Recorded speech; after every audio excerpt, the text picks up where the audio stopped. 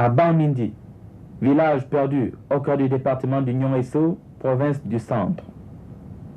Ce village a vu naître en 1911 un fils de païen, devenu prêtre en 1941 et aujourd'hui retraité.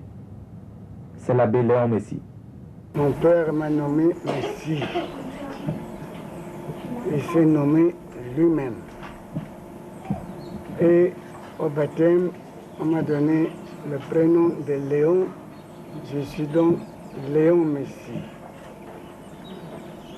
Mon père s'appelait Messi, qui a été baptisé à l'heure de la mort sous l'appellation Joseph Messi. Ma mère, païenne, elle aussi, a été baptisée à l'heure de la mort Clarissa. Je suis donc né dans ce village qu'on appelle Abamindi. Aban veut dire le nom d'un arbre que les Français appellent Iroko. Mindi, c'est-à-dire il y avait des contreforts.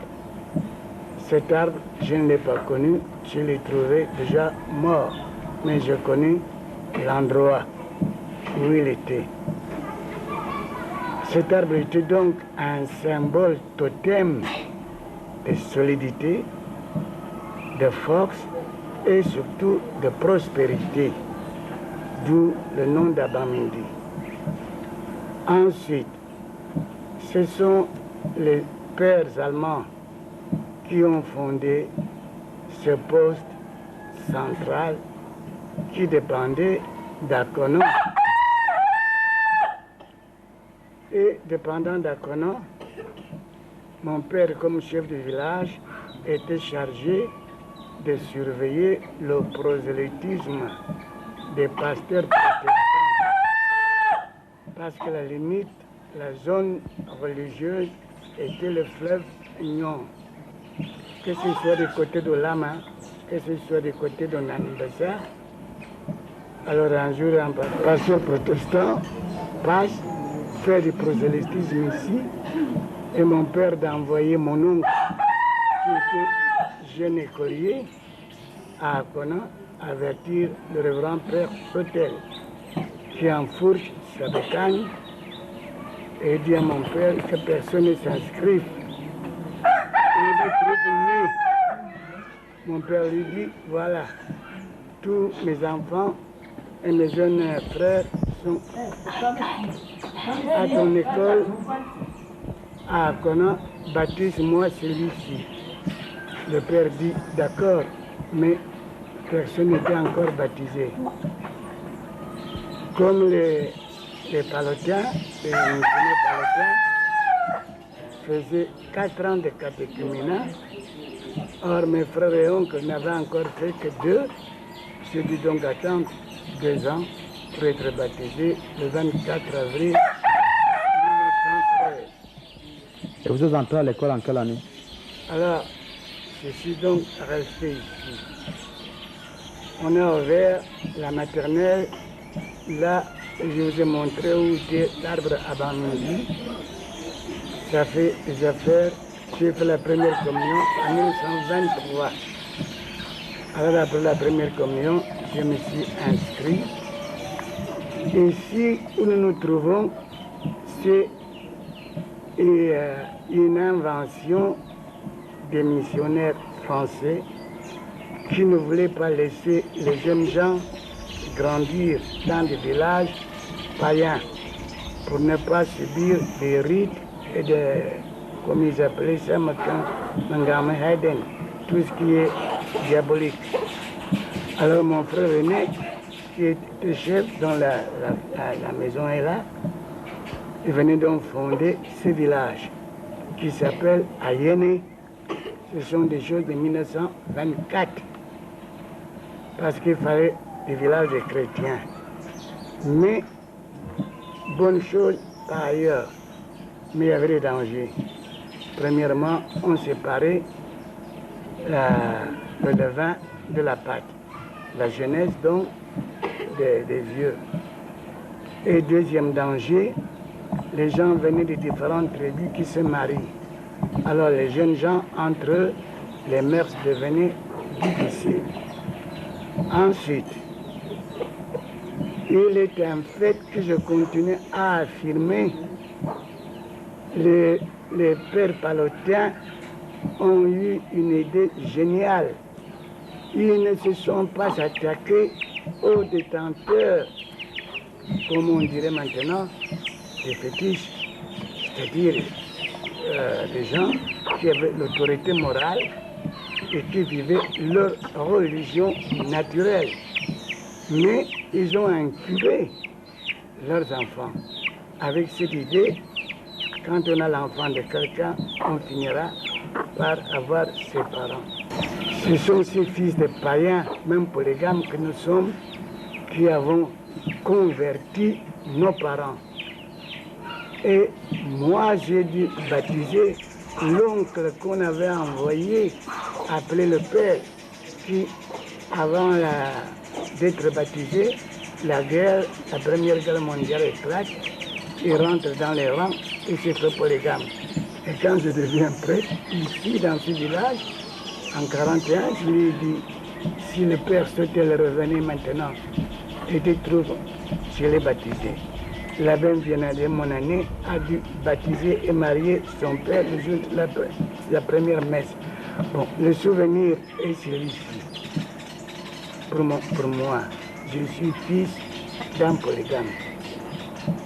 Mais la polygamie n'a pas été comprise de la même façon par les missionnaires comme par nos parents. Il y avait deux visions absolument contraires, pas contradictoires. C'est-à-dire, l'homme petit, dont je suis fils, pour lui, il n'y a pas d'autre richesse que l'homme. Et plus il fait des enfants, autant il est prestigieux et autant il est vénéré par les ancêtres pour avoir transmis et la vie et le nom. Si je comprends bien, M. l'abbé ne condamne pas la polygamie? Je la condamne comme prêtre, mais je ne la condamne pas à cause des motifs qu'on invoque maintenant. Vous voyez des rois qui étaient rois catholiques et chrétiens, qu'est-ce qu'ils appellent maîtresse? Et cette succession de divorces, c'est une polygamie successive. Un seul et même bonhomme peut posséder durant sa vie 5 ou 6 femmes en faisant le divorce. C'est une polygamie sous une autre forme. Alors je voudrais qu'on rectifie cette vision des choses. Je sais que Jésus-Christ a rénové, mais mon fils, je suis obligé de te dire que tous les grands ancêtres de Jésus-Christ, ce sont des polygames. Fils de polygame, le petit Léon entre tout de même au séminaire, malgré les réticences de sa mère. C'est l'appel du destin, l'appel de Dieu. Après la naïveté heureuse de l'enfance, le petit Léon découvre peu à peu les durs et longs sentiers qui mènent à l'école. En 1925, donc, j'ai commencé à aller à l'école, ce qu'on appelle maintenant jardin maternel, à 2 kilomètres de mon village. J'y ai traîné. Fin 25, début 26, je me dis, ça suffit. Et je suis allé m'inscrire à l'école à Aquanan, mon fils, 12 kilomètres. Et à 9 ans, je devais faire 24 kilomètres sur les pattes. Par jour? Par jour. Avec mes grands frères, criaient, ils avaient les longues jambes. Puis quand je traînais, ils disaient Léon marche, Léon marche. J'ai donc été là à Aquanan. J'ai convoité les servants de messe. Mais pour atteindre le chef, la corruption n'est pas d'aujourd'hui. Il fallait aller avec 5 heures. C'est parce qu'ils vendaient la paix. Je les ai eus et j'ai commencé à servir la messe. Et c'est là qu'est née votre vocation? J'ai continué. Alors, à voir ce que faisait le père et servir la messe quand c'était mon tour, je me suis dit, pourquoi ne pas faire comme le père Stoll? Mais là où je m'étais déterminé, c'est la veille de Noël. Petit boy, le père Stoll, quand il mangeait des cochons, il lui poussait une grosse gale dans toutes les coutures. Alors, tout seul, il avait mis l'arbre d'un côté et serre de l'autre côté, vol de l'autre côté. Toutes ces émissions que nous connaissons maintenant n'existaient pas. Donc tout le monde venait. Nous, les petits boys, on voulait se confesser. Les grandes personnes nous chassaient, disant, vous n'avez pas de péché. Alors le soir à table, je lui ai passé la soupe. Je lui ai dit, mon père, est-ce que je ne peux pas vous aider à confesser? Pour moi, à cette époque-là, il s'agissait de s'asseoir dans la guérite là, avec une corde, comme j'appelais les tôles, et puis donner les absolutions. Il ne me répond pas. Le lendemain, je reviens dans un mauvais français, mais heureusement, il comprenait le mot. Je lui ai dit, je t'ai dit hier, je vais t'aider à confesser. Disons que le séminaire venait de commencer à envoyer il y a 3 ans. Aucune idée dans l'arrière-pays de ce que c'est que le séminaire. Il n'y avait pas encore de prêtre camerounais? Je suis devenu prêtre avant d'avoir vu un prêtre noir de monsieur. Alors, le 3e jour, je reviens. Il me dit, tu veux m'aider à confesser? J'ai dit oui. Il dit, mon fils, le chemin est long. Tu vas le faire quand même. Alors, en 27, M. Wolf avait déjà lancé l'appel dans toutes les missions de faire l'inscription des enfants qui veulent entrer au séminaire. Un vieux frère spiritain, en la personne du révérend frère René Ricard, qui a révolutionné les études en Mvori ici et qui venait à Aquanan, arrive dans ma classe. Qu'est-ce qui va aller au séminaire? J'étais debout, comme une balle.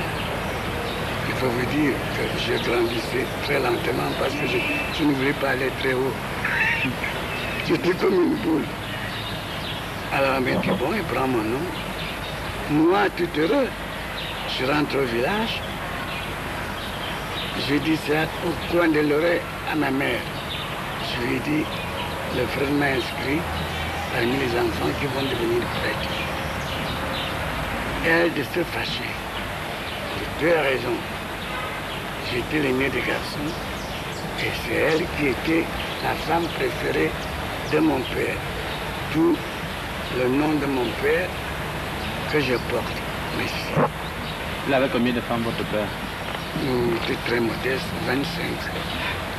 Avec les veuves de son...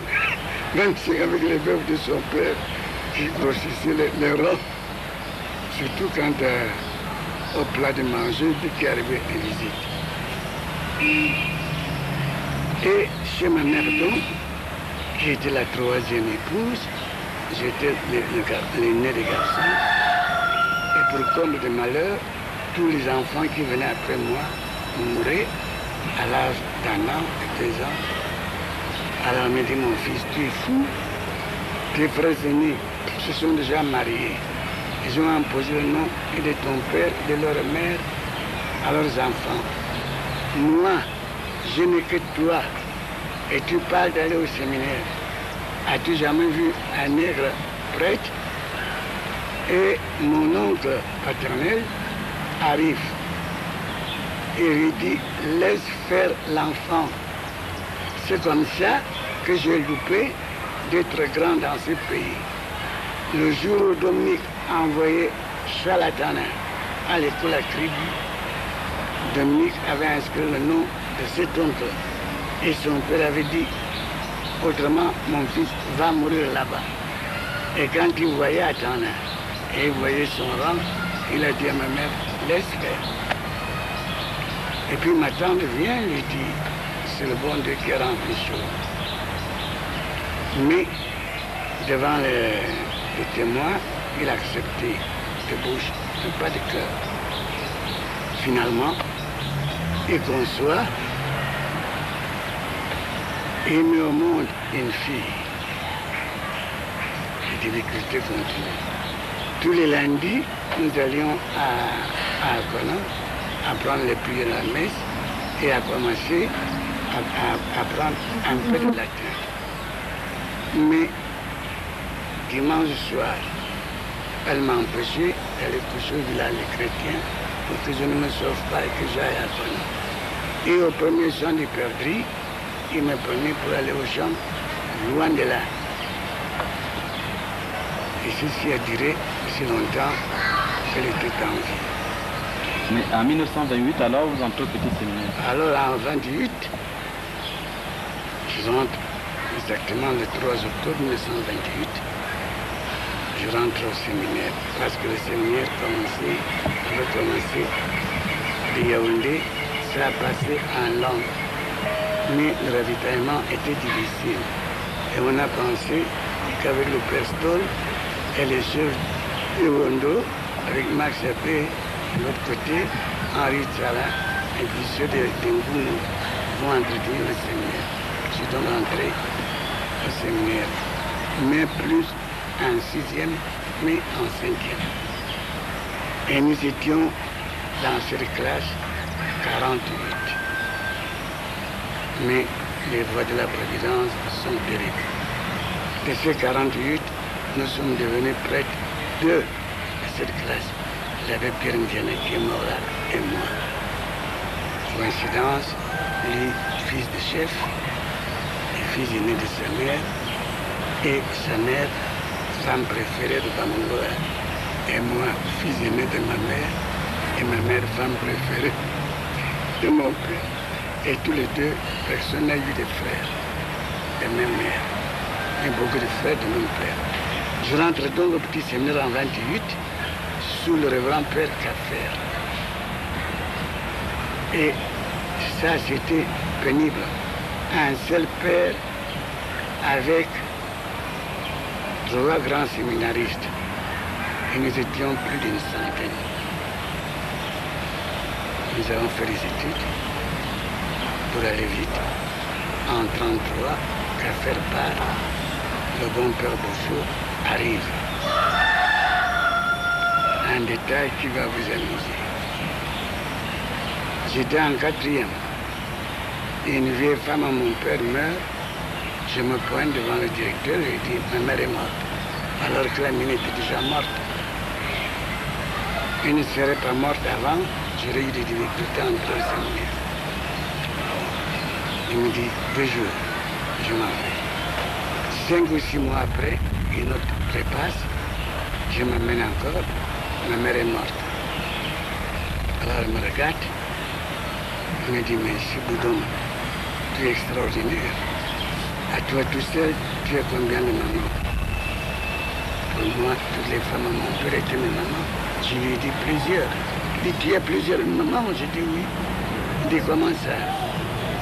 Je lui explique. Il dit, chaque femme à mon père, c'est ma maman.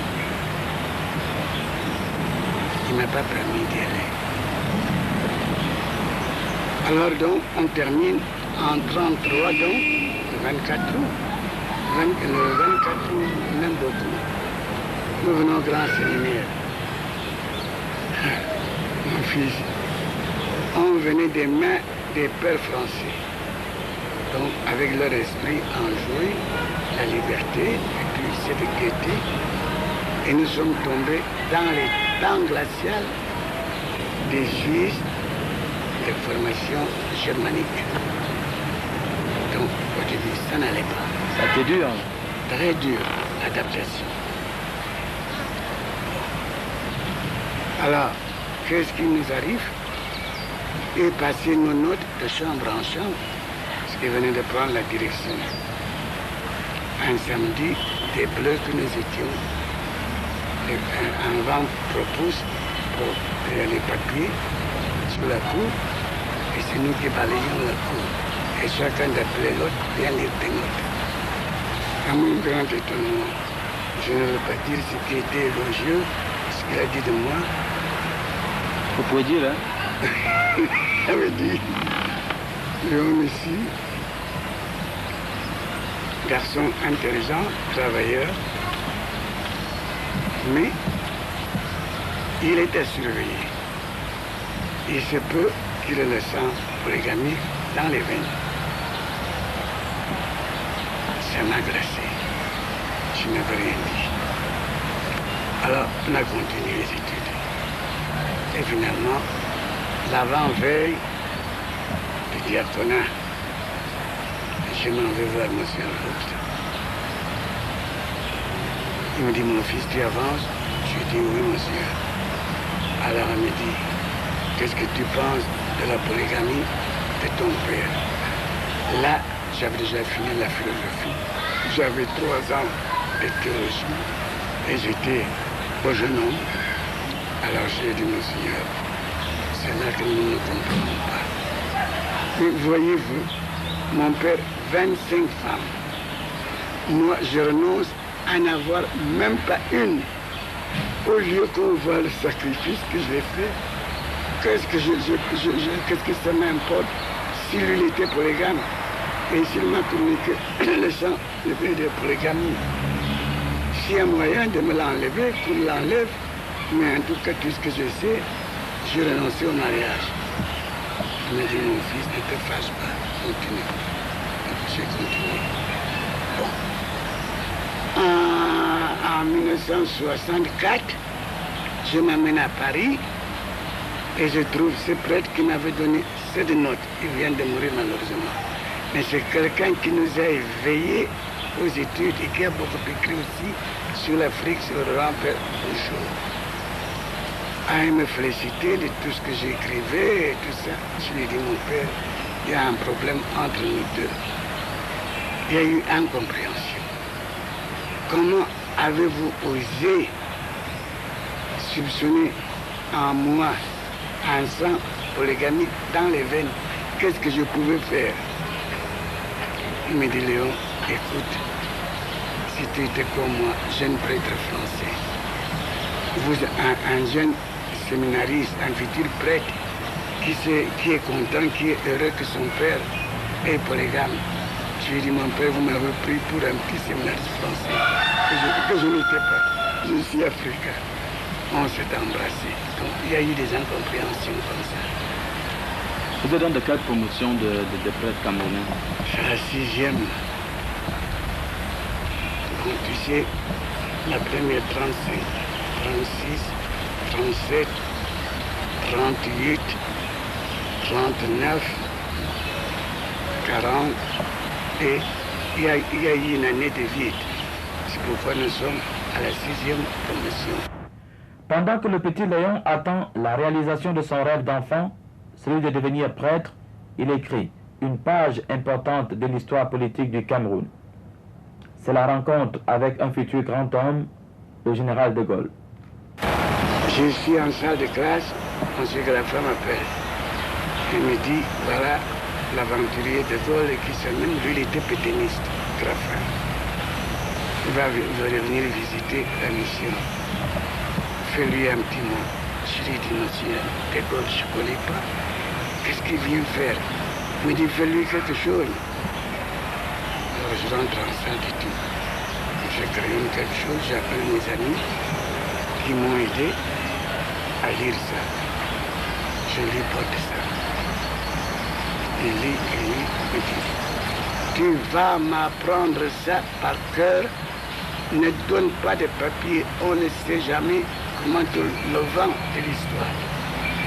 Et subitement, l'ancienne église qu'on vient de détruire, tous les motards, les Yaoundé, tous les chefs du groupe, tout le monde est là avec les séminaristes, les sœurs,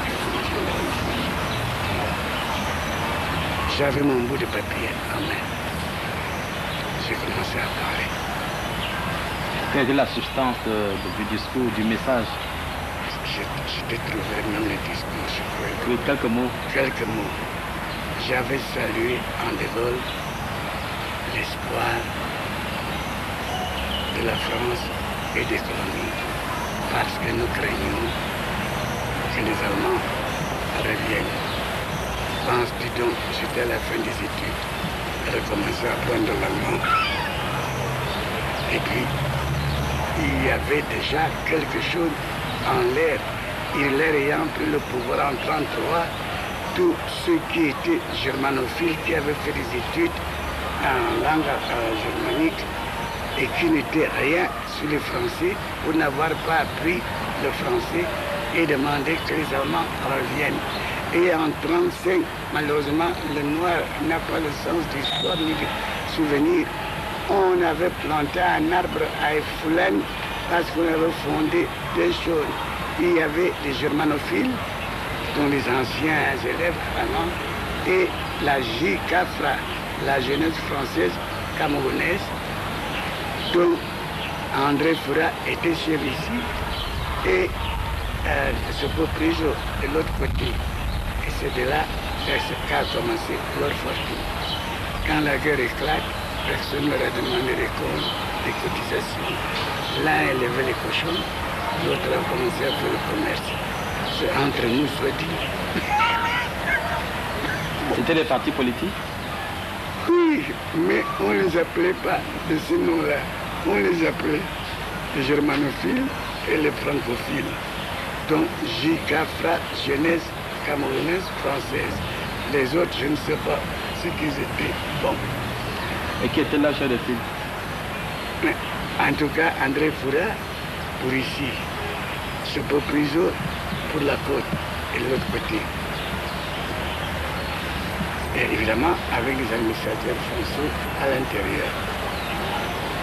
On avait donc planté cet arbre à Efoulen en 1935, sous mes yeux. Je pense qu'on a coupé dedans. Qu'est-ce qui représentait cet arbre? C'est la naissance, la renaissance de la France. Au Cameroun. Au Cameroun. Alors, De Gaulle, donc, devenait notre espoir. Je le compare à Jeanne d'Arc. Et je lui fais promesse en lui disant, Dieu a toujours su choisir des sauveurs en cas de difficulté de la France. À cause de ce principe, juste Dei per Francos. Les gestes de Dieu passent par les Français. Alors, il se lève, il me salue et il fait son serment qu'André Ndrilo a appelé. Il dit, si jamais la France est assise à la table de la victoire, elle n'oublierait pas les efforts de guerre de Cameroun. Et comment abandonner un pays comme celui-ci quand on voit un indigène parler la langue de Molière comme un garçon de chez nous. Alors là, mon cerveau m'appelle et me dit, mon fils, tu vas faire attention. Les pères bénédictins vont chercher à voir si tu tires orgueil de cette félicitation. 1941, le rêve devient réalité. Léon Messi est ordonné prêtre à Yaoundé.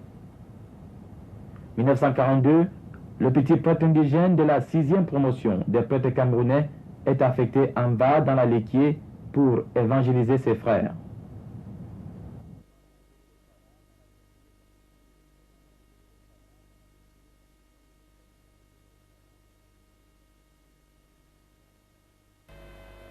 J'arrive donc en mois de juillet en 1942. Bien reçu et par le curé et par la population. Mais j'étais curieux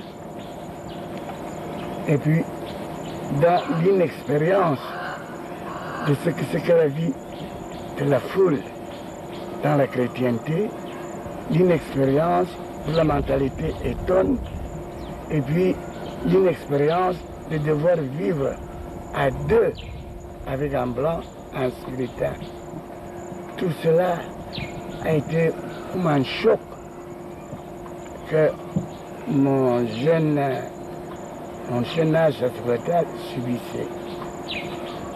Et j'ai commencé à me mettre à l'école. Le père que j'ai trouvé m'a rendu un service immense. Ce sont des attitudes qu'on comprend mieux à un certain âge, comme le mien. Il était blanc, il était spiritain, il était civilisé et il était français de nationalité. Il me fallait donc faire attention à observer ces limites que cette situation m'imposait. J'ai fait de mon mieux et moi, de mon côté, j'ai voulu lever le défi que sans être citoyen français, sans être blanc, sans être religieux dans la congrégation, je suis prêtre de Jésus-Christ et je suis parmi les miens. Ce père qui était dévoué et qui, en même temps, s'occupait des constructions, s'arrange donc à n'avoir que des villages environnants et que tout ce qui était excentrique, à savoir la limite avec Epop, la limite avec Eturi, la limite avec Lang, la limite avec Bourmakak sur le bassin, c'était mon fief. Et j'aimais sortir d'ici pour 2-3 semaines parce qu'ici, je n'avais qu'à confesser, à extrémiser et à enterrer les morts. Lui, il rayonnait à l'intérieur et il pouvait le faire, il le faisait bien. Bien que de mon côté, j'aurais eu envie à cet âge-là de m'occuper par exemple de l'école. Et quels étaient vos rapports? Alors, les rapports ont été ceci. Un respect mutuel l'un de l'autre selon nos cultures. Moi, peu m'importer qu'il soit blanc, spiritain, etc. Il m'a laissé la liberté d'exercer mon ministère auprès de mon peuple, à tel point que quelqu'un venait lui dire l'abbé Messi a réglé ce cas comme ceci, comme cela, il m'attendait. Et moi, de mon côté, comme vicaire, quand je revenais de tourner, je lui rendais absolument compte de tout. L'argent ne me disait rien encore. Et maintenant? C'est-à-dire, c'est devenu un facteur de pastoral nécessaire. À cette époque, je suis content, ma terme, que tu me provoques là-dessus. J'avais à manger. J'avais mes 3 soutanes, mes 3 culottes, mes 3 chemises, mes 3 ceintures, mes 3 casques. J'avais la table ouverte. L'argent ne me disait encore rien. Plus aujourd'hui. Et que souvenir gardez-vous de Mba? À propos du père que j'ai trouvé, Le respect qu'il m'a témoigné comme prêtre, ça m'a frappé. D'autre côté, il m'a appris de l'ordre, que ce soit dans les livres, que ce soit dans le maintien des bâtiments, que ce soit même dans le maintien esthétique, quoi. Il faut dire des choses, parce que ceux d'Alsace sont encore plus stricts, plus méthodiques dans les dictats que les Allemands eux-mêmes. Alors j'ai appris tout ça de lui. Au point de vue souvenir de la population, je remercie le peuple Eton d'Enva. Ils m'ont appris une chose. Quand ils disent non, le non c'est le non, le oui c'est le oui. Et une anecdote rapide, quand M. Graffin a voulu faire venir le séminaire ici, on l'avait construit, il y avait des trous qu'il fallait rembler.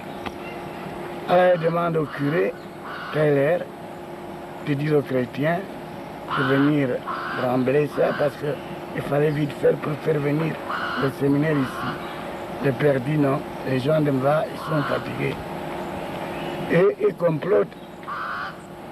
Je n'étais pas là, ils ont dit oh, on va dire à l'abbé de parler à ces gens, hein. On va voir ce qu'ils vont faire. Et mais M. Graffin me lance ici à table. Est-ce que tu peux leur dire de venir rembler ça le plus vite possible? Je lui dis, Monseigneur, s'ils disent oui, ils vont venir. S'ils disent non, ça ne vaut pas la peine. Alors je monte en chaise, je leur dis, voilà, les blancs, dis, ce ne sont pas des petits blancs qui vont venir rester ici. Ils ont déjà construit à la façon des blancs, ils restent à rembler. Bon, ils me chargent, disent, ce sont mes petits frères, vos fils qui vont venir.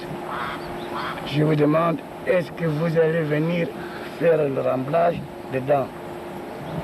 Ils m'ont dit oui. Je leur ai dit, c'est oui. Je ne veux voir ni vieux ni vieilles. Les jeunes gens venaient piquer, pioche, etc. Si quelqu'un a une calebasse de 20 palmes, qu'il vienne avec. Je vous attends. Je dis, pas lundi, pas mardi, mercredi. Mercredi suivant, à terme, la cour était noire de jeunes gens. Moi, je me suis dit, ils ont fait ça, je suis monté au succès. Quand je te dis, le reste ne me disait rien. Il y avait de la bétail, j'ai immolé un gros cochon. Il y avait des ignames, il y avait tout. Je suis descendu, j'ai payé 4 damjans de vin de palme. Moi-même, j'avais une damjane de vin rouge. L'alcool ne disait pas encore quelque chose. Ils ont travaillé jusqu'à 11 heures. Toute la cour était des monceaux de terre. Je leur ai dit, allez vous laver. Il y a une rivière ici qu'on appelle Touba. Ils sont revenus. J'ai dit, ils vont amener, toutes les tribus, à part la génie à partager. Ils ont mangé. Je leur ai dit, mercredi prochain, vous venez. Là, je vais inviter les jeunes femmes. Et au bout de 2 semaines, tout était rempli. Volontaire, opiniâtre, patient, l'abbé Léon Messi va vivre son oui à Dieu à travers des épreuves souvent inattendues de la vie d'un prêtre indigène. J'ai eu des difficultés avec les chefs de secteur, les Blancs, les Français, parce que je ne supportais pas certaines choses qui allaient contre la loi de Dieu, et surtout quand je voyais tant soit peu d'abus sur les nègres, j'étais le seul à avoir la bouche à pouvoir parler franchement. À terme, tu as voulu savoir, c'est la fondation et de Kola et de Vedula qu'on appelle Kolakop qui m'ont fait partie d'ici. Un jour de l'Assomption de la Vierge Marie, mon vicaire était allé au poste central et au-delà. Je suis resté seul ici. J'ai assuré 3 messes. Vers les 4 heures, j'étais couché là-haut pour dire un peu mon bréviaire. Je vois une voiture de luxe qui s'amenait, chose qui était rare à cette époque-là. Je sors, et qui se rencontrent à la porte. Il y avait une barrière ici. Monsieur Jourdain, secrétaire général du haut-commissaire Soukado. Lui sort tout de suite, il me dit, mon père, vous avez affaire au commissaire français Soukado. Soukado descend, je le salue, il décline ses titres. Soukado au commissaire français au Cameroun, je lui ai dit, Léon Messi, on ne parlait pas encore de curé, père supérieur. Entre nous soit dit, je n'étais pas père. Il me dit, monsieur le supérieur. Alors elle me dit, mais mon père, quand on vient comme ça là, dans la brousse, puis subitement on tombe devant une cité comme ça, c'est merveilleux. Je lui ai dit, monsieur le commissaire, j'entretiens les bâtiments et mon vrai travail, c'est de faire la pastorale des âmes de mes frères. Il me dit, c'est déjà beaucoup. Alors, on va voir le séminaire. Et je l'entends dire à M. Jourdain, vous voyez comment font les missionnaires avec si peu de moyens qu'ils ont, chaque fois qu'ils font quelque chose, c'est fonctionnel et c'est propre. Tandis que chez nous, il y a des gaspillages. Nous revenons, j'avais tout ma table, des gâteaux, des fruits, tout.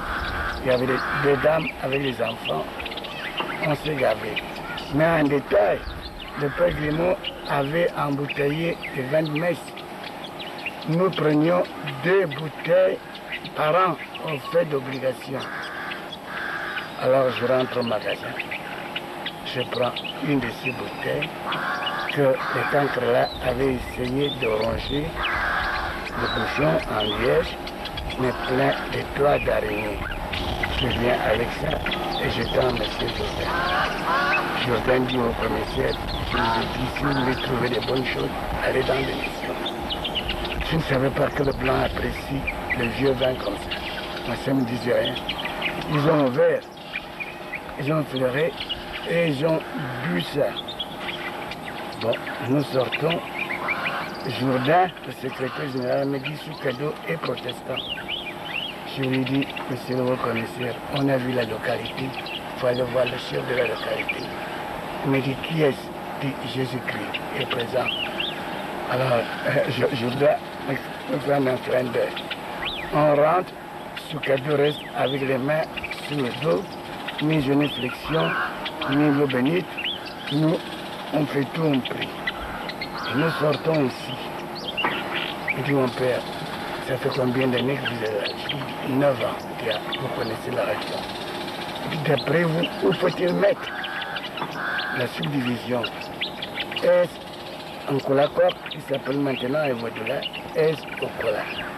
Alors je lui dis, si le commissaire, si nous faisons comme Yaoundé au Bala, Yaoundé au Kola, la pénétration viendra après. Si on va à Evodoula, il ne faut plus obliger les étoiles qui sont à 10 km de Yaoundé d'aller là-bas, car c'est cet excentrique. Evodoula est à 3 km à vol d'oiseau de Bassar. Alors avait fait des cartes ici, même jusque dans les pistes qui allaient à de rien du tout. Je lui apporte ces cartes, il voit les cartes, et il dit à Jourdain, en pleine cour ici, marqué Okola, subdivision. Et comme tous les pères étaient là, les pères blancs, la latitude, la longitude et la population, je connaissais tout. Et c'est Soukado qui dit au père, le jour où la France aura formé 100 indigènes comme ses prêtres, elle peut dire qu'elle a fait quelque chose au Cameroun. Voilà, j'étais foutu. À cause de la vache là, et à cause de ceci, et ce que les étoiles ont fait là pour rembler. Là, je vais te montrer ça.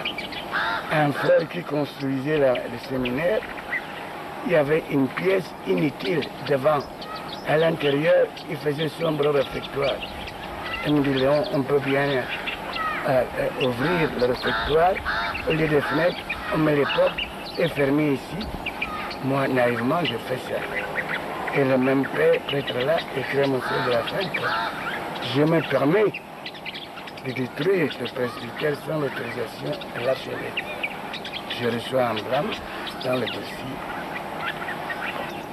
Autant de choses dont le père, il voulait être directeur du séminaire et curé de la paroisse, parce que les étones n'avaient plus qu'un Dieu, Léon Messie.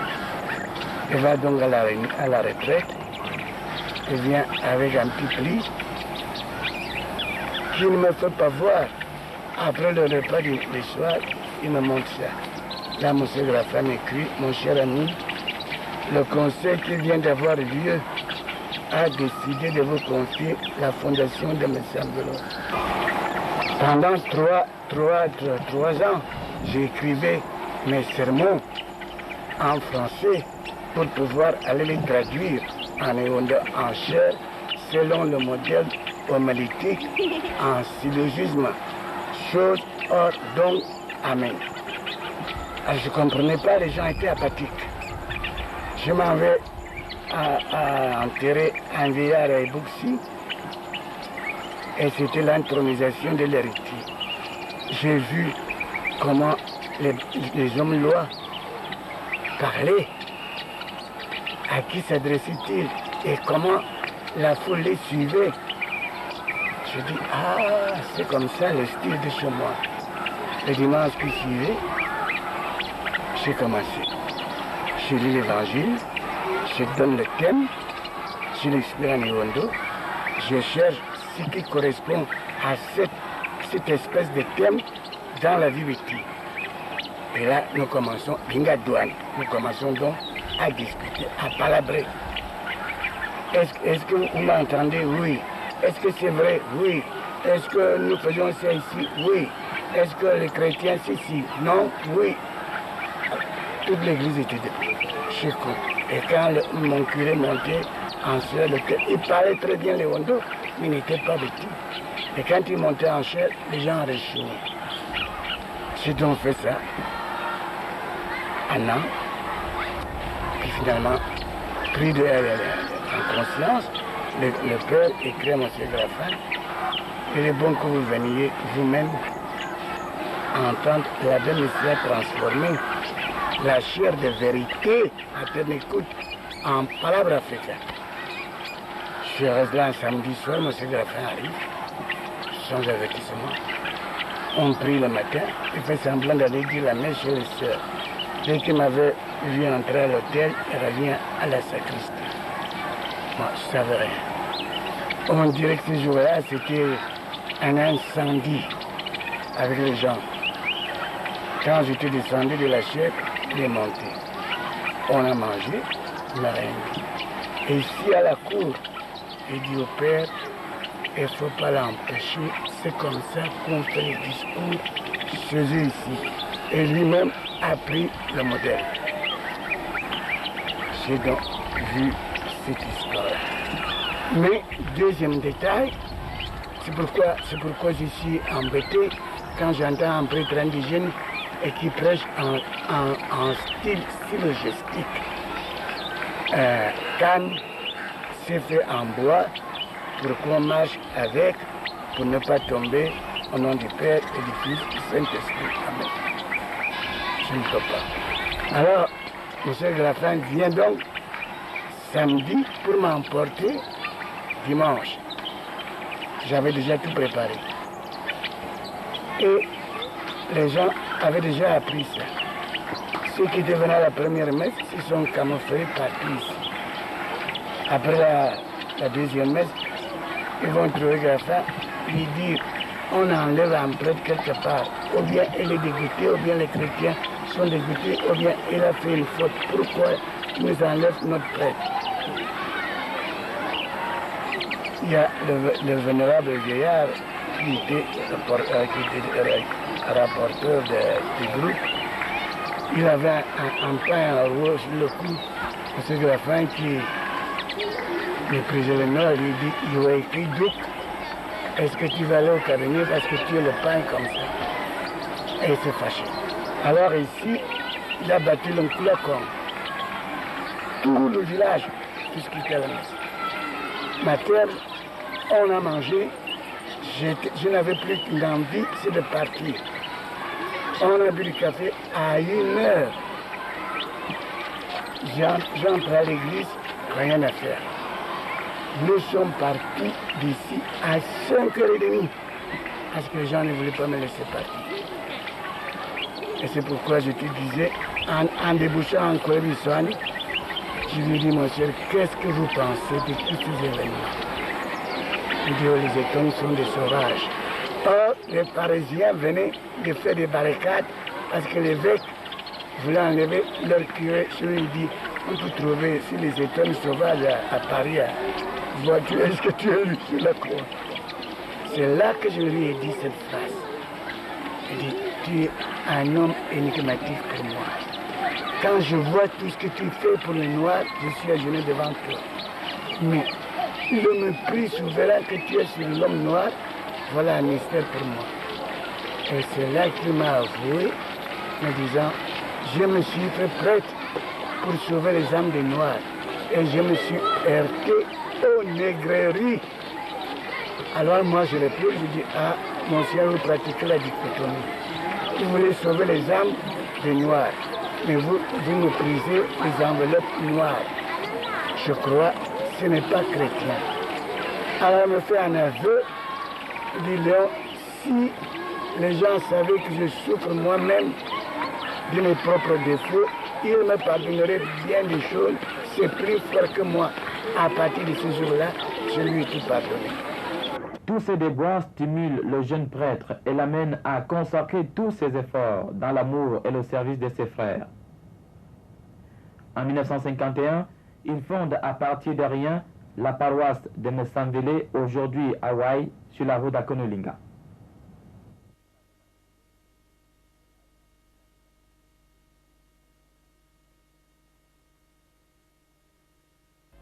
Je suis arrivé ici donc le 13 mai 51 et j'ai trouvé l'abbé Maxime ici parce que M. Kounou avait été enlevé. Arrivant ici, nous étions dans des cases indigènes, de l'autre côté de la route. Il fallait donc choisir l'emplacement de la future paroisse. Le père Tchouas, qui s'occupait du secteur, il voulait le côté d'en bas là. Nous autres, on voulait un peu d'élévation pour pouvoir voir les collines de chez les Étoumans. Aussi, nous avons abattu pas mal d'arbres là-bas. Mais en détail, M. Graffin avait quelque chose. Et que nous avons tout de suite reconnu, il fallait, quand on voulait placer la mission ou quelque chose quelque part, il fallait lui montrer le contraire.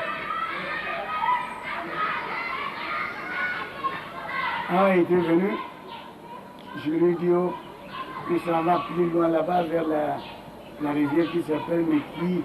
J'aurais du sable, du gravier, etc. Mais je voulais ici. Il avait repris sa soutane, on revient. Et qu'on n'est pas jusqu'à la route.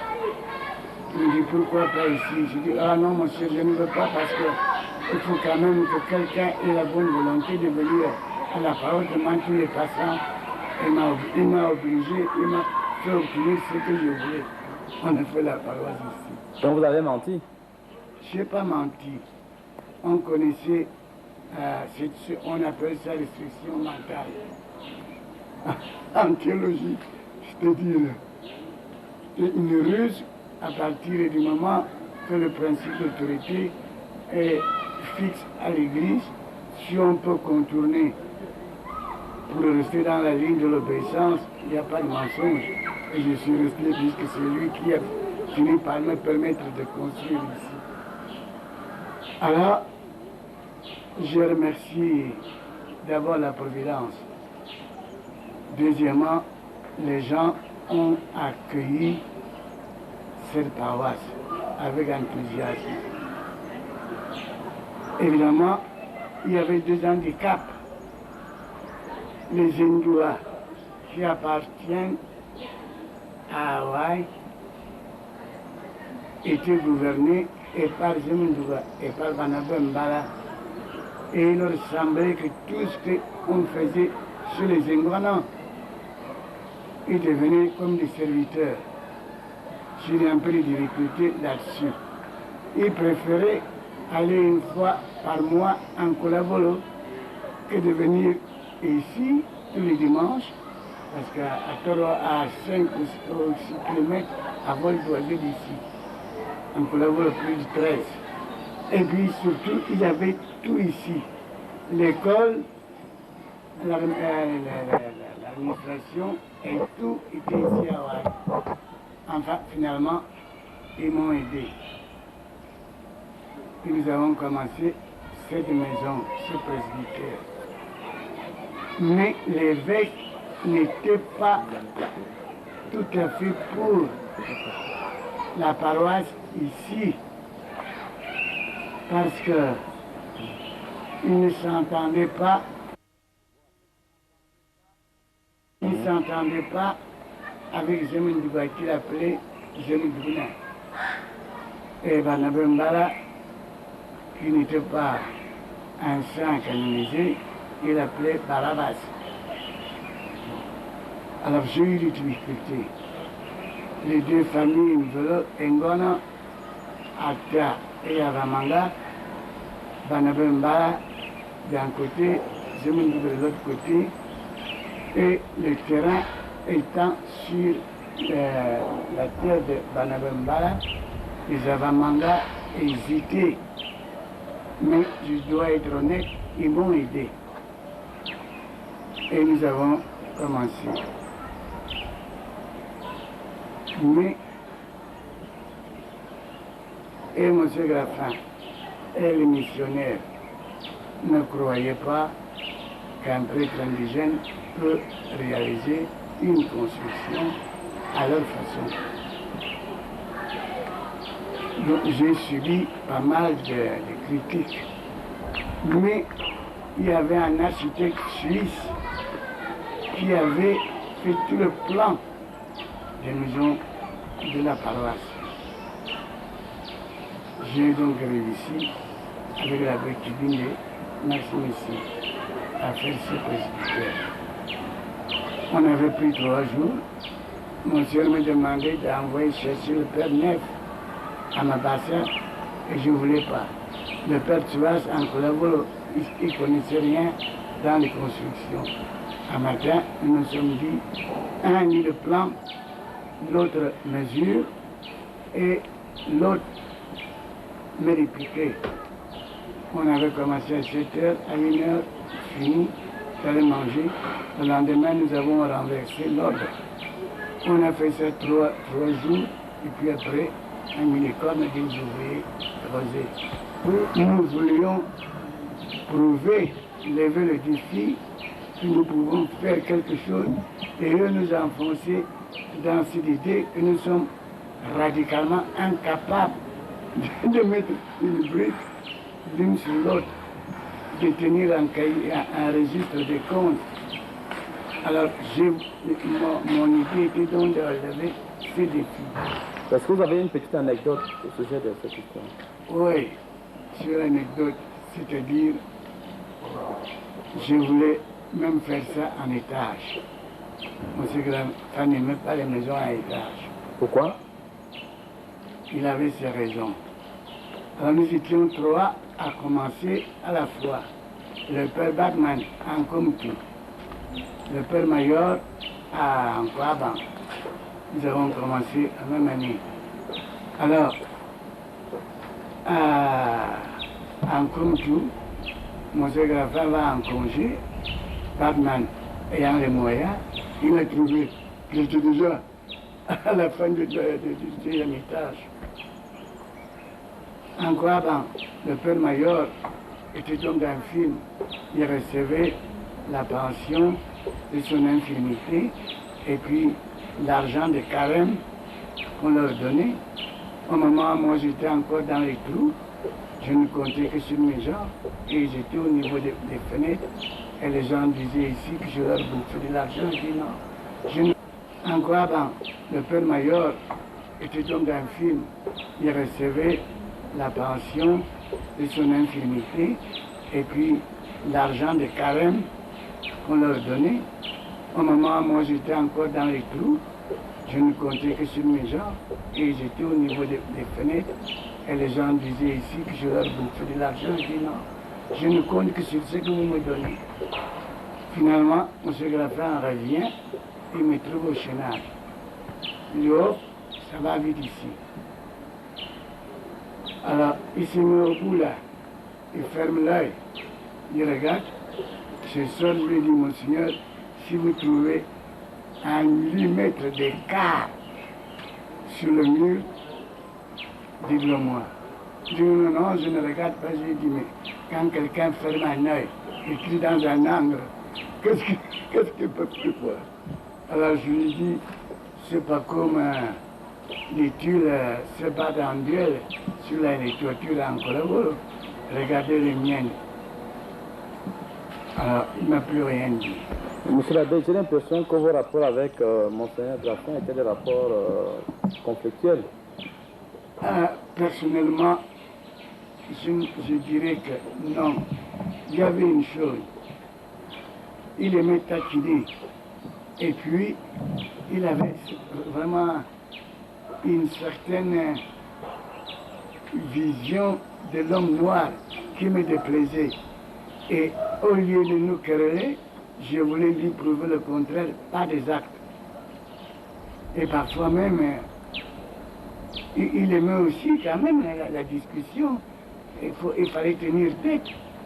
Alors, ce que j'ai fait, en fin de compte, mes confrères ont cru que j'étais son fils préféré, alors qu'à l'intérieur, on s'y disait les vérités. Alors, quel souvenir gardez-vous de lui? Je vous remercie. Un Jean materne. Monsieur Grafin a été l'homme le plus mal compris par nous, les nègres, et même par ses confrères. Comme prêtre, un dévouement au père, et comme travailleur, la même chose, mais il est arrivé ici au moment où l'évolution du Cameroun commençait à peine. Et lui n'a pas évolué intérieurement pour voir le changement et de mentalité et des choses.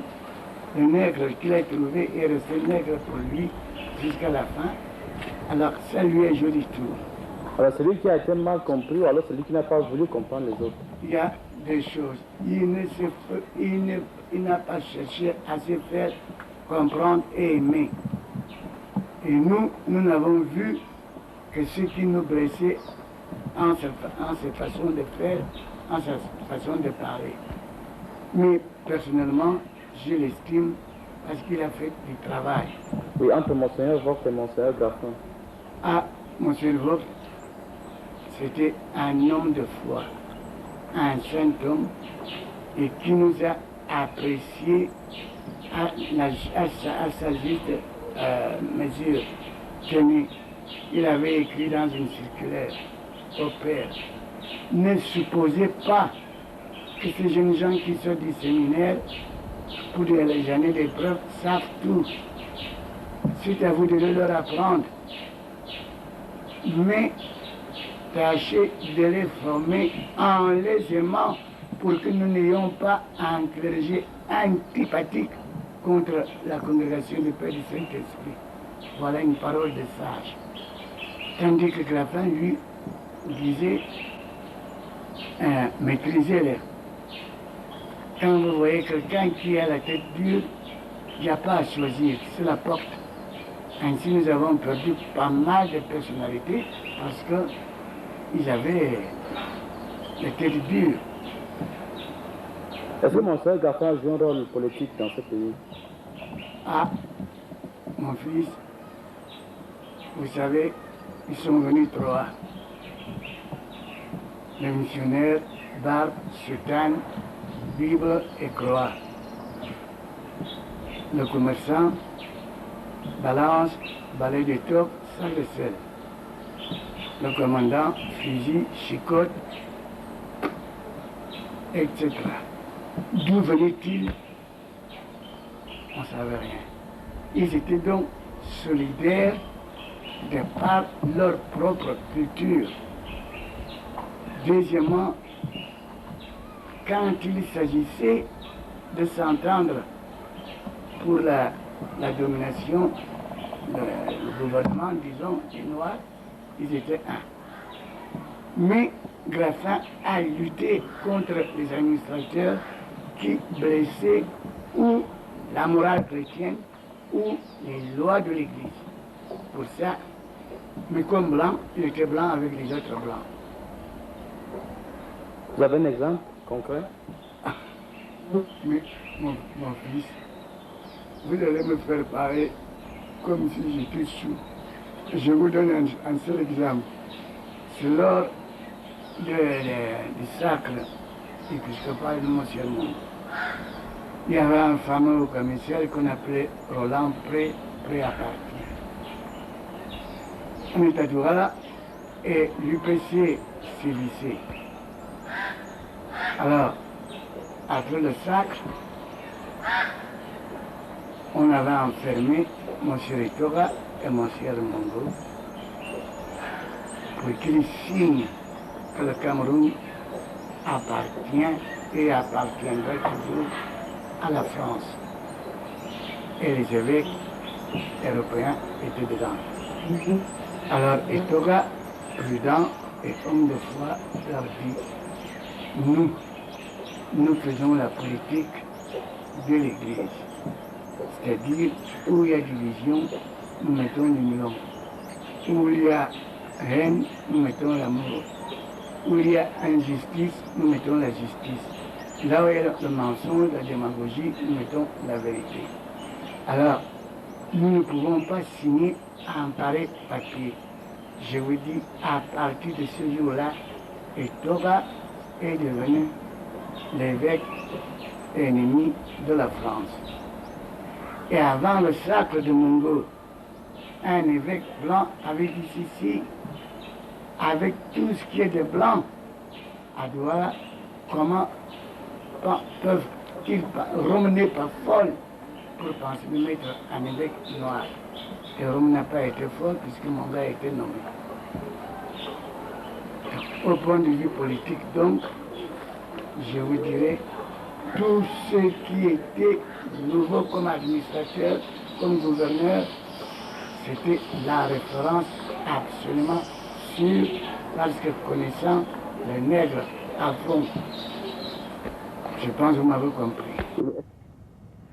Nombreuses sont les étapes de la vie sacerdotale de l'abbé Léon Messi, et multiples aussi les repères. 1962, curé à Tala dans la Laitier. 1963, curé en Kolonkoumou près de Yaoundé et stage en Belgique. 1964, curé à la cathédrale de Yaoundé. 1965, aumônier des Carmélites à Étoudi. 1971, père spirituel au séminaire Sainte-Thérèse d'Envolier. 1973, directeur du dit séminaire. 1979, Léon Messi, à 68 ans, se retire en Balmayo pour une retraite méritée. 1980, les pères palotins le ramènent à Yaoundé, à la paroisse Saint-Vincent-Paloti dans Coléton.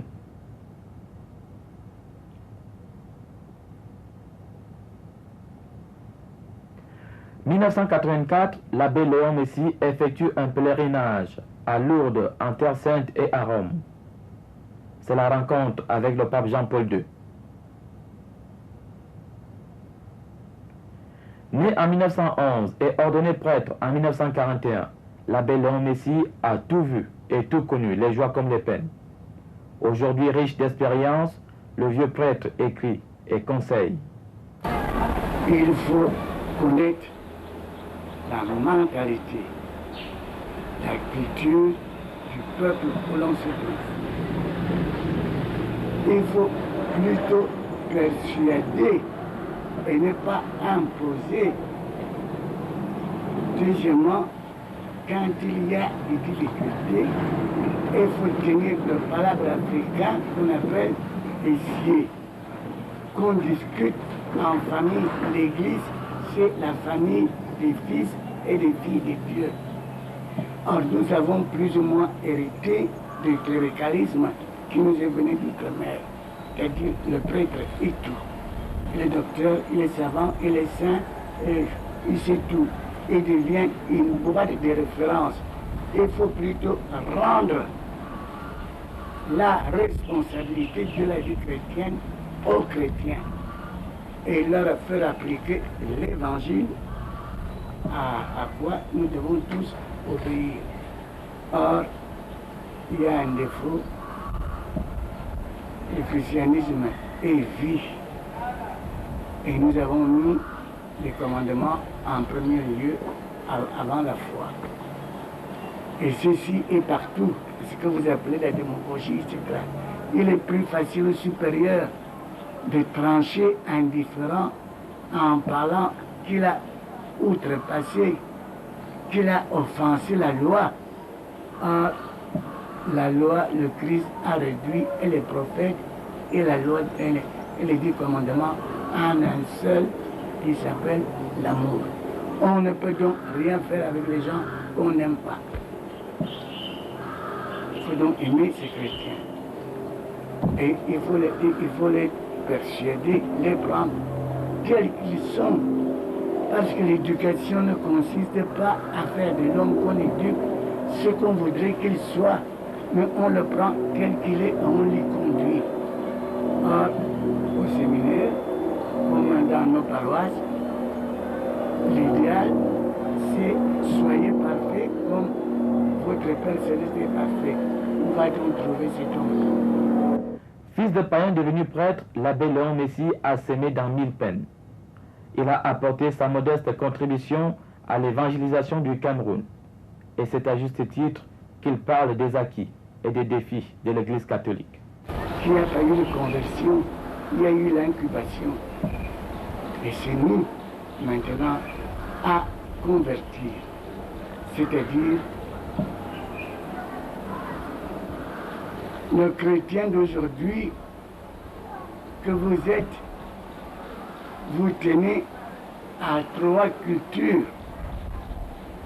La culture traditionnelle, aucun rite vous n'avez suivi. Mais vous vivez selon les principes de nos rites. Vous vivez selon l'autorité gérontocratique. Ceci n'est pas mauvais, mais il faut analyser pour pouvoir christianiser. Et nous avons hérité et des rites et de la culture occidentale. Or, actuellement, nous ne sommes pas encore capables de ne juger une réaction, une action, en fait, par rapport cause et effet. La pensée nous vient tout de suite, on m'a fait ça. On, ça peut être un autre homme, on, ça peut être comme on croit au mauvais esprit maintenant. Et troisièmement, là, c'est l'acte de foi qui sauve. Or, les gens ici sont généreux à croire de bouche, mais à vivre selon d'autres principes. C'est donc maintenant qu'il faut faire la vraie évangélisation, si vous voulez, en termes modernes, c'est l'inculturation. C'est le laïcat engagé, c'est-à-dire rendre quelqu'un responsable de sa vie spirituelle et de le rayonner autour de soi. C'est donc maintenant l'époque de la conversion de ces gens qui sont baptisés.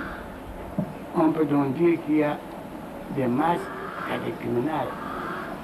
Et je profite pourquoi je suis contre mes confrères qui, au lieu d'exploiter tous les aspects du palabre africain, où nous retrouvons absolument toutes les 7 circonstances dont la jurisprudence occidentale joue, qui, où, quand, où, comment, avec quoi et pourquoi. Bibliste, nous avons tout. Alors, le but du palabre africain, c'est la réconciliation de l'homme d'abord avec lui-même, en acceptant sa faute, de l'homme avec l'autre et de l'homme avec Dieu. Ça, c'est la conversion. Et c'est pourquoi Jésus-Christ disait, va en paix, ta foi t'a sauvé. C'est le message que j'envoie, que chacun puisse dire, ma foi me sauve, et que le prêtre soit là pour l'aider. Dans sa retraite dans Coleton, le vieux prêtre indigène attire les foules. Son secret, c'est sa manière spéciale d'annoncer l'évangile. Il s'inspire de la méthode ancestrale, le palabre africain. Masimina, ni yene za kanga sindonu. Ni yene za kleya kuma yanga manbo asindonu. Olugun terbinga amwa ku bejebo ebam. Ou que femme intermittente amwa ku bejebo ebam. Madjona. Biya yebzamba gejum ya karbia ni bituni inzan ndo emetuni mete maso komiso heyon susu sikik heyon bebela sikik heyon mbumba sikik heyon avuman abiari meluna ayeman amboe heyon amvan bisikik. Monsieur l'abbé, qu'est-ce qui fait votre force? Ma force maintenant vient d'abord de Dieu. Ma force, je crois à l'homme et je crois à Dieu.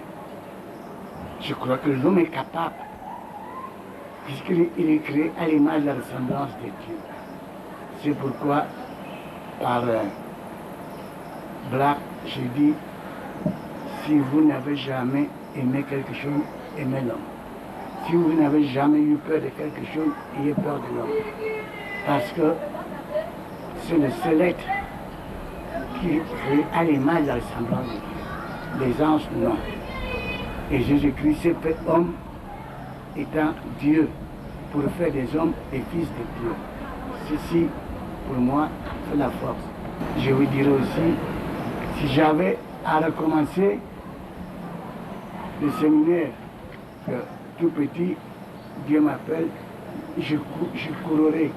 Et j'aime bien vous dire que je n'ai pas eu rien que des joies dans le sacerdoce. Mais j'ai compris une chose, on ne peut sauver l'autre qu'en mourant pour lui. Ça, c'est ma force. Ce qui me reste, je conseille, j'écris beaucoup, et je donne des conférences, mais à base de ça, je prie beaucoup pour mon pays. L'abbé Léon Messi a marché, lutté et souffert sur la route de l'histoire de l'Église catholique du Cameroun, allant d'une étape à l'autre selon le dessein de Dieu. Et à travers toutes ces étapes, il a cru sans avoir vu et aidé les autres à croire sans voir. Puisse son exemple nous servir.